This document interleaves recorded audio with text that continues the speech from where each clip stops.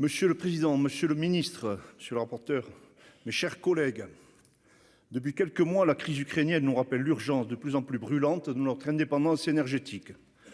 Désormais au pied du mur, nous avons tout intérêt à dégager des solutions positives et constructives de situations précaires en intensifiant la mise en place de solutions énergétiques durables et bas carbone pour le long terme.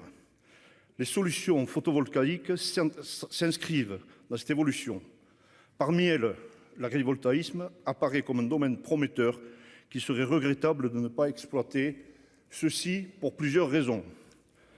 D'abord, parce que l'agrivoltaïsme permet la production d'électricité sur des terres déjà cultivées et qu'il autorise avec donc l'amélioration de notre mix énergétique sans devoir consommer de surface supplémentaire. La lutte contre l'artificialisation des sols oblige à des solutions innovantes.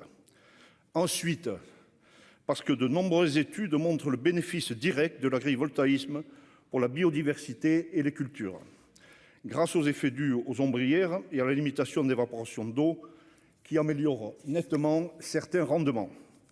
Enfin, et à condition de veiller au maintien de la PAC, aux garanties de rachat de l'électricité sur ces parcelles, ce dispositif est capable de générer des revenus complémentaires pour les agriculteurs qui en ont grand besoin. Les disparités climatiques et topographiques de notre pays sont bien sûr nombreuses et source de situations économiques agricoles très diverses en fonction des secteurs. Il en va de même pour les disparités des aides PAC en fonction des zonages. Mais quelle que soit la zone concernée, le développement de l'agrivoltaïsme fait naître de réels espoirs et des attentes, particulièrement dans les territoires situés au sud de la Loire, zone trop souvent oubliée au moment de la distribution de certaines enveloppes. Lors de nos travaux précédents, nous avons mis le doigt sur des problématiques essentielles au développement de l'agrivoltaïsme.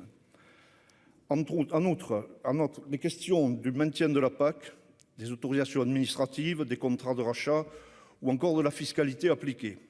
Ce texte a vocation à y répondre.